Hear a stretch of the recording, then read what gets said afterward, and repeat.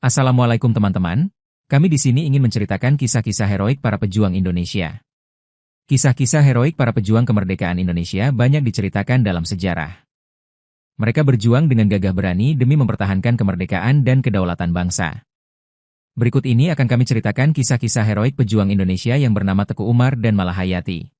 Teku Umar lahir di Maulaboh, Aceh Barat, pada tahun 1854. Sejak muda, ia sudah dikenal sebagai sosok pemberani dan cerdas.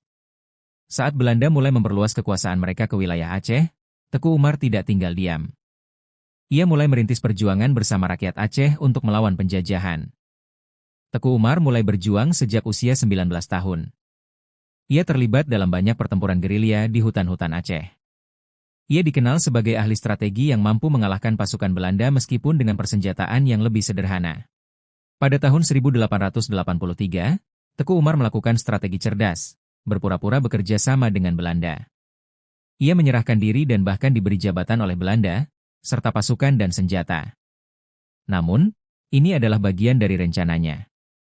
Setelah bertahun-tahun dipercaya oleh Belanda, pada tahun 1896, Teku Umar berbalik arah dan meninggalkan pasukan Belanda dengan membawa 800 senjata, amunisi, dan uang sebanyak 25.000 gulden.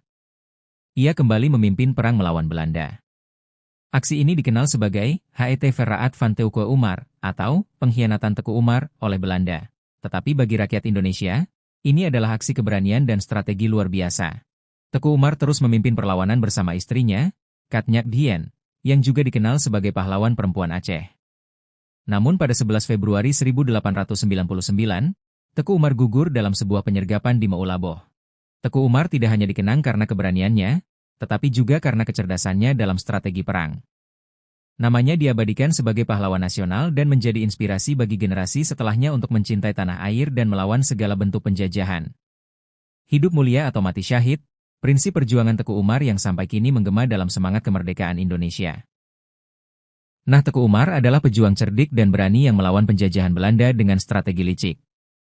Ia berpura-pura bekerja sama dengan Belanda untuk merebut senjata, lalu berbalik menyerang mereka. Perjuangannya menunjukkan semangat juang tinggi dan pengorbanan demi kemerdekaan bangsa. Selanjutnya kita akan menceritakan kisah heroik dari Malahayati. Malahayati dilahirkan di Aceh sekitar tahun 1550. Nama aslinya adalah Keu Malahayati, putri dari Laksamana Mahmud Syah. Ia berasal dari keluarga bangsawan dan militer. Sejak kecil, ia sudah terbiasa melihat latihan perang dan strategi pertahanan, yang menumbuhkan semangat bela negara dalam dirinya. Ia mendapat pendidikan tinggi di Ma'had Baitul Maqdis, Akademi Militer Kerajaan Aceh. Di sanalah Malahayati memperdalam ilmu kemaritiman, strategi perang, hingga politik. Kepintaran dan ketegasannya membuatnya cepat naik pangkat dan dipercaya oleh Sultan Aceh. Kisah heroiknya dimulai saat suaminya gugur dalam perang melawan Portugis. Bukannya tenggelam dalam kesedihan, Malahayati justru membentuk pasukan khusus bernama Inong Bale, yang terdiri dari janda-janda pejuang. Mereka semua adalah perempuan tangguh yang ingin membalas kematian suami mereka dengan berjuang di medan perang. Ketika Portugis dan Belanda mulai menyerang wilayah Aceh untuk menguasai perdagangan rempah-rempah, Malahayati tak tinggal diam. Pada tahun 1599, ia memimpin armadanya menghadang kapal Belanda yang dipimpin oleh Cornelis de Houtman. Dalam pertempuran itu, Malahayati berhasil menewaskan Cornelis de Houtman dengan tangan sendiri, sebuah aksi yang mengguncang Eropa. Tak lama kemudian, ia juga berhasil menangkap saudara Cornelis, Frederik de Houtman, yang akhirnya dibebaskan setelah Belanda menyepakati perjanjian damai dan memberi kompensasi pada Aceh. Selain tangguh dalam perang, Malahayati juga piawai dalam diplomasi. Ia menjadi utusan penting Kesultanan Aceh dalam menjalin hubungan luar negeri. Ia pernah bertemu dengan utusan Inggris, Sir James Lancaster, dan bernegosiasi atas nama kerajaan, hal yang jarang dilakukan oleh perempuan saat itu. Malahayati wafat sekitar tahun 1606. Ia dimakamkan di kota Bandar Aceh, dan makamnya masih bisa dikunjungi hingga kini. Laksamana Malahayati bukan hanya simbol keberanian, tapi juga bukti bahwa perempuan Indonesia sejak dulu sudah ikut memegang peran penting dalam membela tanah air.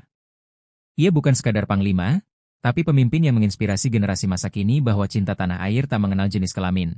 Hanya butuh tekad, keberanian, dan semangat juang. Wah, hebat banget ya pahlawan kita ini.